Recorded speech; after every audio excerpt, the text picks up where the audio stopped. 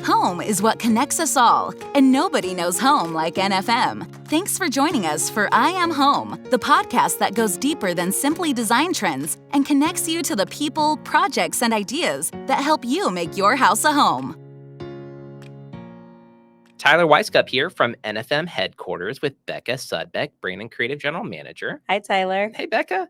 And I've got Hillary Woltemath, Visual Display General Manager. Hey. Hey, Hillary.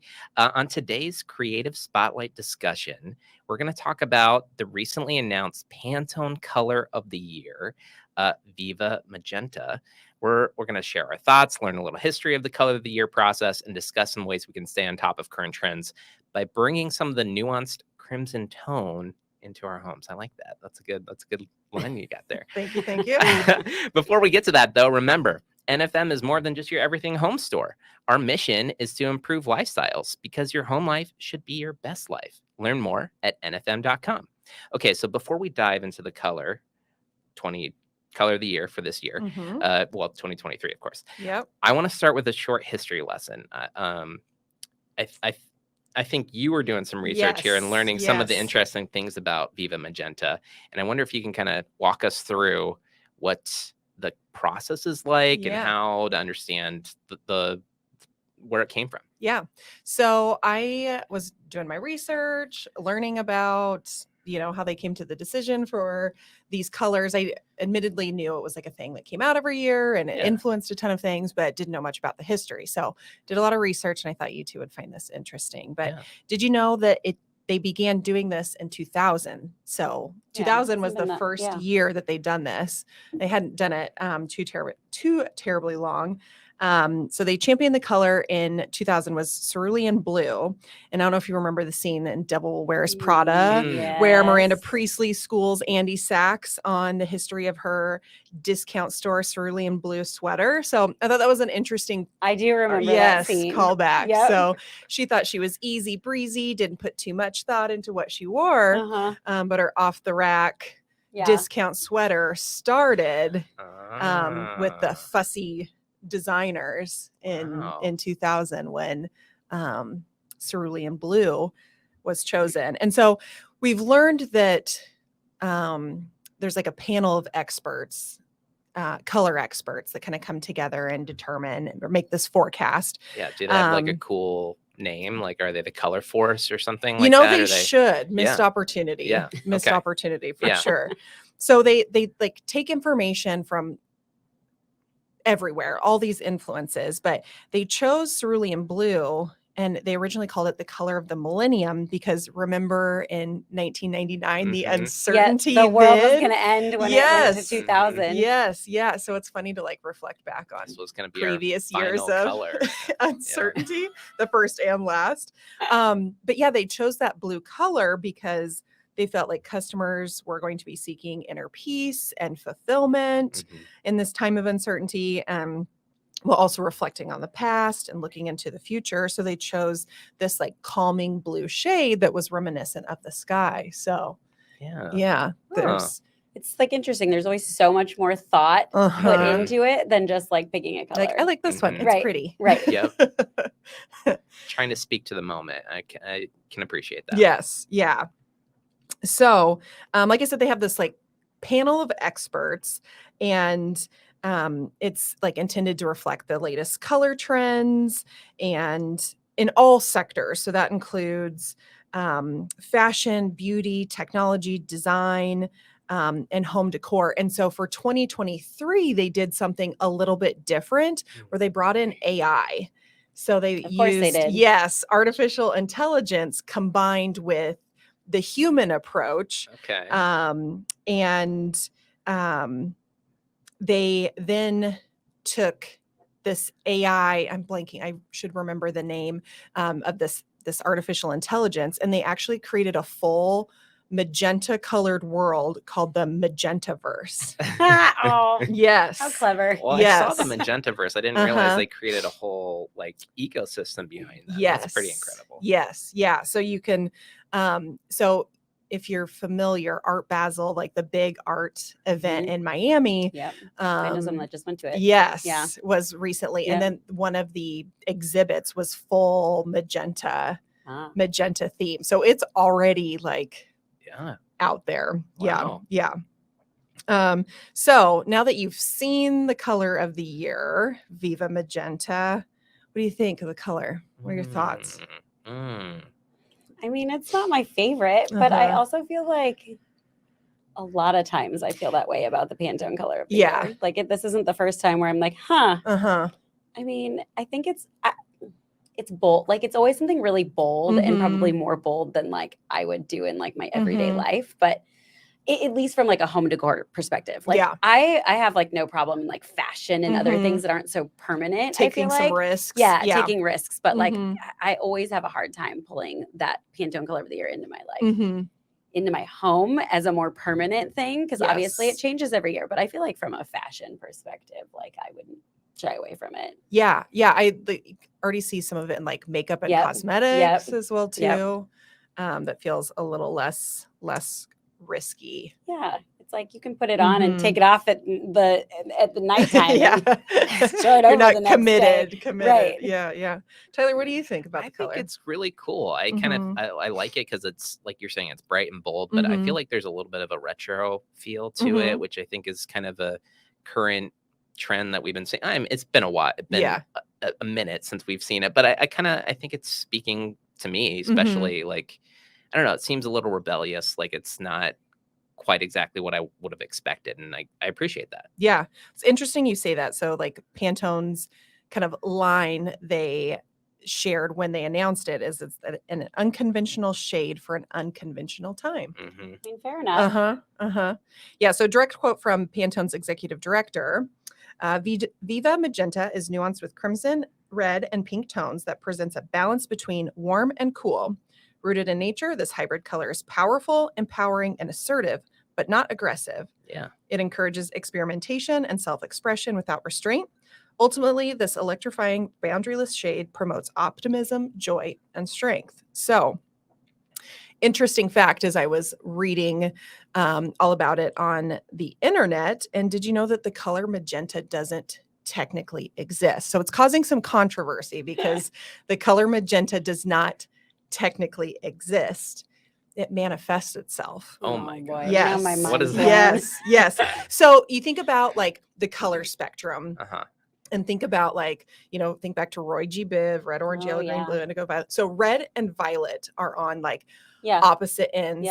And so when you make the color wheel, it's then connected. So magenta is your brain combining the two colors.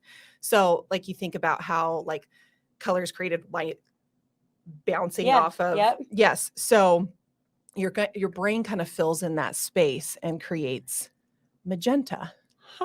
That's really wild, right? I don't believe this at all. I don't science Tyler. I don't know about that. Wearing my fashion lab coat today just to present that to you. That's fascinating. I thought that so really too. is pretty interesting. So like I spent probably way too much time researching this, but I'm like, this is so interesting.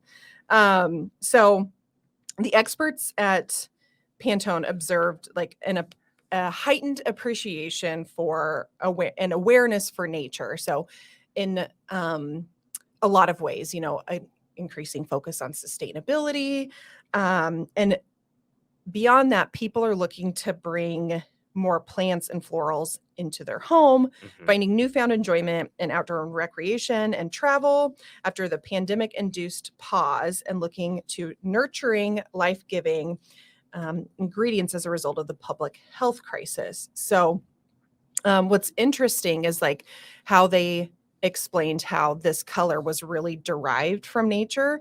And specifically, there's this red carmine dye that's derived from, I want to call it a beetle. I read a lot. It is not a beetle, but it's this bug. It looks like a beetle. Yes, that looks very much like a beetle. I think I should have checked the pronunciation. Is this like from the cockroach family? I feel like the spelling. That's what it reminds me. Cochineals? Oh yeah. Cochineals? Yeah. So like this red dye that's like creates this magenta color comes like directly from this beetle. But like not beetle. Right. Don't come for me, This experts. bug. Yes, this beetle-looking bug. This beetle cockroach Yes. bug that we'll dig deeper into during our Mhm. science spinoff. Yes. I am science. Yes. I am home science. We'll just cover that up. Yeah. Yeah. So we kind of talked about like it's already showed up in Art Basel, the big exhibit in Miami.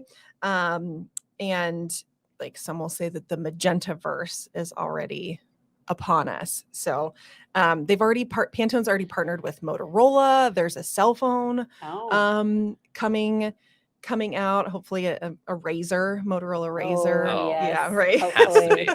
Hopefully. The people demand One it. can Yes. only hope. Yes.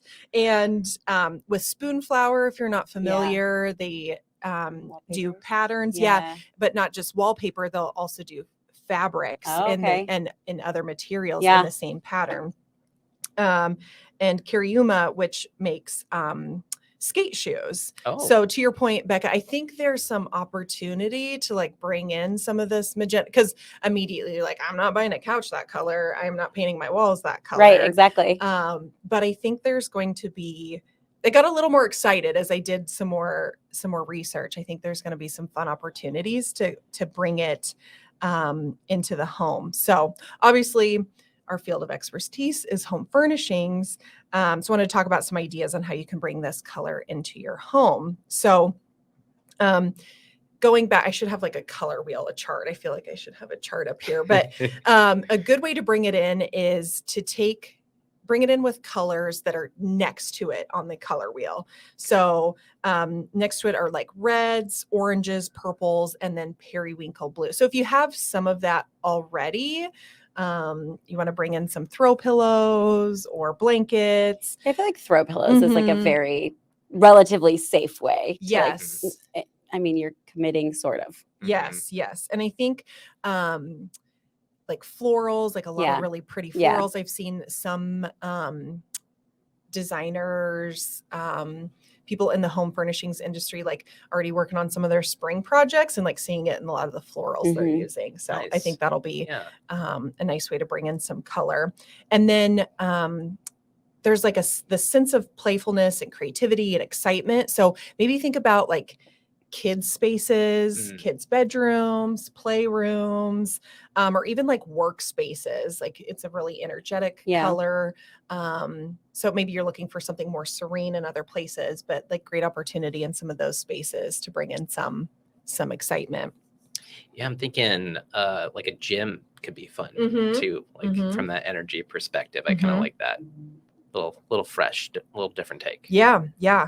And then textiles, like I think textiles, florals is one of the really easy ways to bring in some of those colors. So I was like looking at some of the Spoonflower wallpaper patterns, and it's just like subtle bits of color brought in, but you look at window treatments, bedding, rugs, throws, the whole gamut of textiles. It's less of a commitment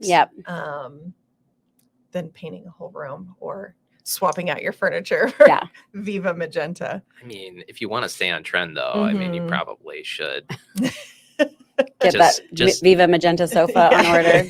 Stat. Exactly. Full commit. Yeah. I mean, we must accept the magenta versus here. Yes. And we are going to be living in it. So might as well start early. Yeah. That's what I'm saying. Yeah.